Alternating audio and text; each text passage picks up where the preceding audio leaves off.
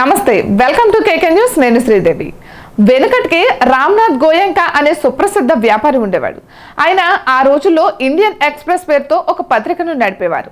ఇంగ్లీష్లో ప్రచురితమైనప్పటికీ దేశంలోనే అత్యధిక సర్క్యులేషన్ కలిగిన పత్రికగా దానికి పేరుండేది. నిజాలను నిష్పక్షపాతంగా వార్తలను నిర్భయంగా రాస్తుందనే పేరు ఆ పత్రికకు ఉండేది. పైగా ఆ పత్రిక యజమాని రామ్నాథ్ దాని వ్యవహారాల్లో వేలు పెట్టేవారు కాదు. చివరికి ఎడిటోరియల్ విషయంలో కూడా కలుగు చేసుకునేవారు కాదు. అందువల్లే ఇండియన్ ఎక్స్ప్రెస్ గొప్ప పత్రికగా పేరు పొందింది.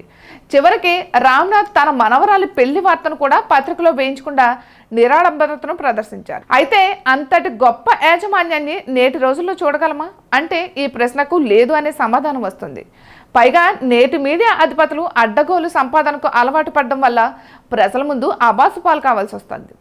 వెనుకటి రోజుల్లో అంటే సోషల్ మీడియా బలంగా లేదు కాబట్టి ఇలాంటి విషయాలు పెద్దగా వెలుగులోనికి వచ్చేవి కాదు.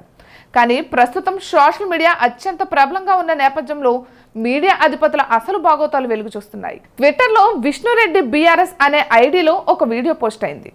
అందులో ఏబిఎన్ ఆంధ్రజ్యోతి సంస్థల అధిపతి వేమూరి రాధాకృష్ణ విద్యార్థులతో చర్చా వేదిక నిర్వహిస్తున్నారు. బహుశా ఈ కార్యక్రమం యంగిస్టన్ అయి ఉంటుంది.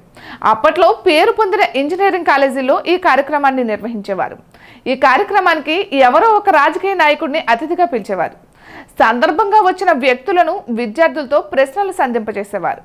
అయితే అప్పట్లో యంగిస్టాన్ కార్యక్రమంలో ఓ విద్యార్థి ఏబిఎన్ ఆంధ్రజ్యోతి ఎండి వేమూరి రాధాకృష్ణను నేరుగా ప్రశ్నించాడు. అప్పట్లో ఈ విషయాన్ని ఏబిఎన్ ప్రసారం చేయలేదు.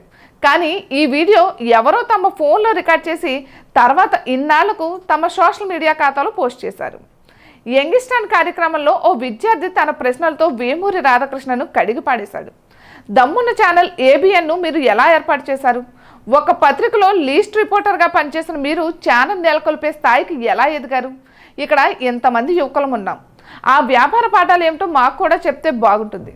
గతంలో చంద్రబాబు నాయుడు టీడీపీలో కుంపటి రాజేసినప్పుడు ఎమ్మెల్యేలతో మీరు బేరసారాలు చేశారట కదా అని ఆ విద్యార్థి ప్రశ్నించాడు. సహజంగానే ఎదుటి వ్యక్తులను ప్రశ్నలతో ఉక్కిరిబిక్కిరి చేసే వేమూరి రాధాకృష్ణ ఆ విద్యార్థి అడిగిన ప్రశ్నలకు సమాధానం చెప్పలేక నీళ్లు నవ్వాడు. ఇన్ని సంవత్సరాల తర్వాత ఈ వీడియో సోషల్ మీడియాలో ట్రెండ్ అవుతున్న నేపథ్యంలో నెటిజన్లు వారిదైన శైలిలో స్పందిస్తున్నారు. దమ్మున ఛానల్ దమ్మున పత్రిక అని చెబుతుంటాడు కదా, మరి ఈ ప్రశ్నలకు సమాధానం చెప్పగలరా? సమాధానాలు చెప్పలేడు. ఎందుకంటే ఆ పత్రికను ఎలా కొనుగోలు చేశాడో, ఆ ఛానల్ ఎలా ఏర్పాటు చేశాడో అందరికీ తెలుసు అని నెటిజన్లు వ్యాఖ్యానిస్తున్నారు. ఇటువంటి మరెన్నో వీడియోస్ కోసం కేకే న్యూస్ తెలుగు ఛానల్ని సబ్స్క్రైబ్ చేసుకోండి.